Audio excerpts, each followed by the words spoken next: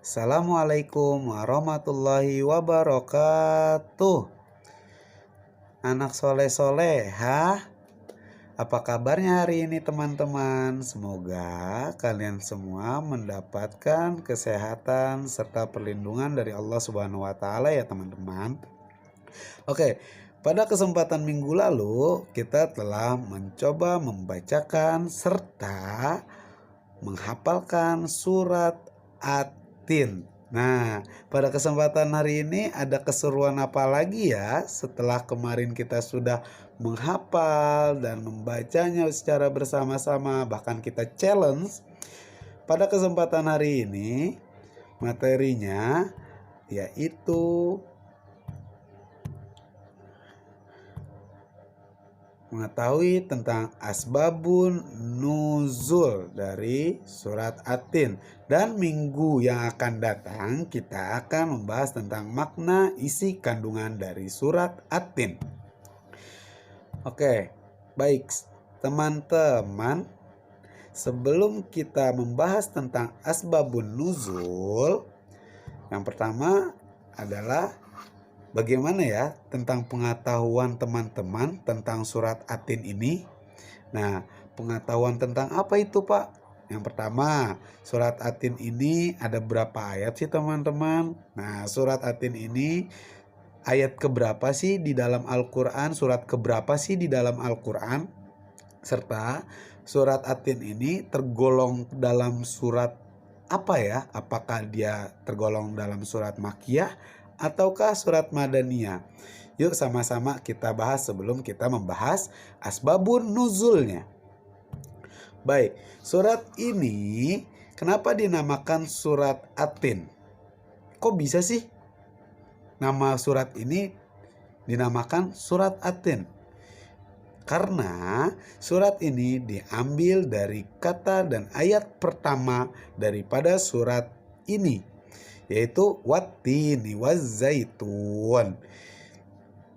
Maka diambillah surat ini dinamakan surat At-Tin karena ayat pertamanya menjelaskan tentang At-Tin.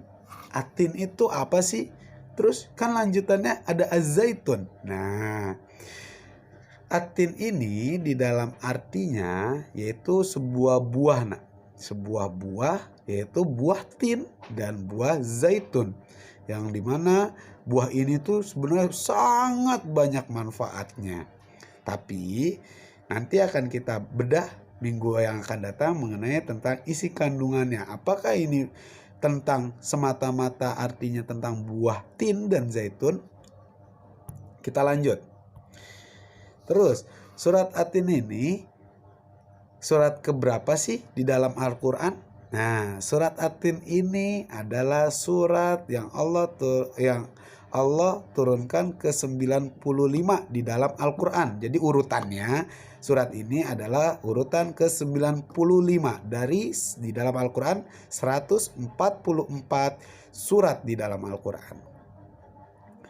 Selanjutnya, surat At-Tin ini terdiri dari 8 ayat yang telah kita bahas kemarin dan telah kita hafalkan. Nah, untuk golongannya surat At-Tin ini termasuk ke dalam golongan surat apa sih?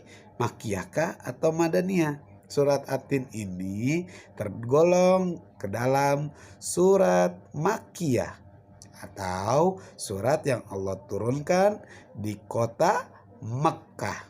Makanya disebutnya surat Makkiyah. Adapun asbabun nuzul pada surat At-Tin ini apa sih? Apa sih itu, Pak, asbabun nuzul itu? Nah, asbabun nuzul itu adalah sebab musababnya kenapa surat ini Allah turunkan. Kok bisa sih Allah tiba-tiba menurunkan surat At-Tin pada saat itu?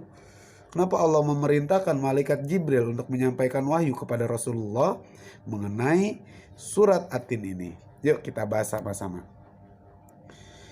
Nah, diriwayatkan dari Ibnu Jarir dari Al-Aufi yang bersumber dari Ibnu Abbas radhiyallahu anhu, atau semoga Allah meridhai beliau.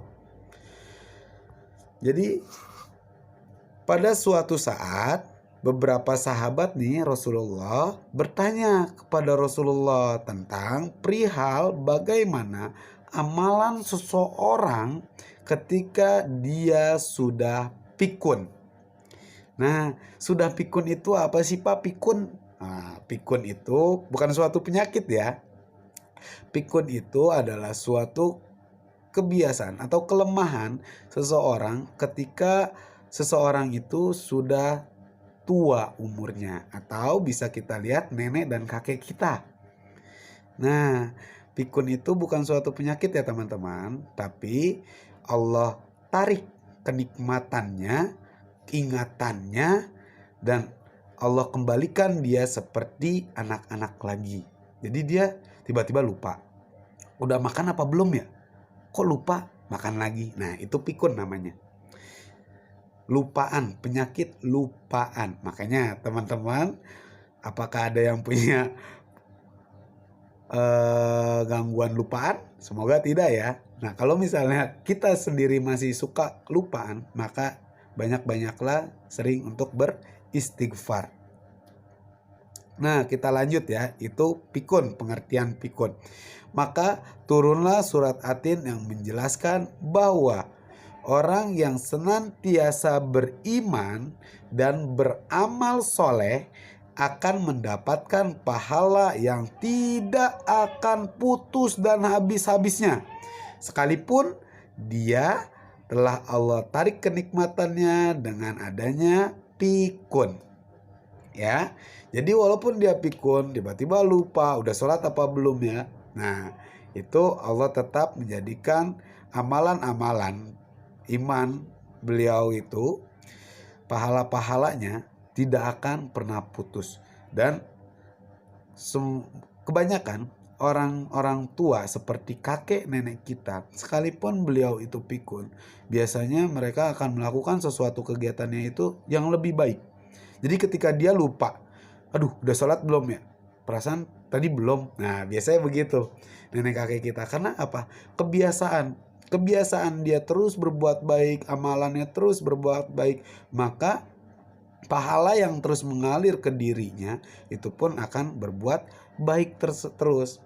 Seperti makan, kita lupa belum makan, makan lagi karena kebiasaan kita gitu. Nah, seperti itu ya untuk pembahasan kita pada hari ini. Semoga kalian di pembahasan Asbabun Nuzul pada hari ini kita dapat petik hikmah dan makna bagi diri kita maupun lingkungan atau saudara sanak famili kita. Jadi kalau misalnya kita punya kakek nenek yang lupa atau pikun, itu jangan suka diolok-olok atau dicemoohkan, karena amalan beliau pun senantiasa Allah terus jaga ya. Baik, mungkin video materi pada kesempatan hari ini Bapak rasa cukup. Nanti di pembahasan berikutnya kita akan bedah lagi tentang makna isi kandungan surat At-Tin. Sebenarnya bercerita tentang apa ya? Membahas tentang apa ya di dalam surat At-Tin? Apakah tentang buah tin dan buah zaitun yang beribu-ribu manfaatnya, ataukah malah perihal yang lain? Oke, sampai sini aku rasa cukup. Nanti akan aku kasih tantangan ya pada setelah materi ini selesai. Semoga kalian pada kesempatan hari ini senantiasa Allah lindungi, Allah jaga keluarga kita dari mara, bahaya, dan bala yang telah kita sedang semuanya alami. Kalau begitu aku mundur diri.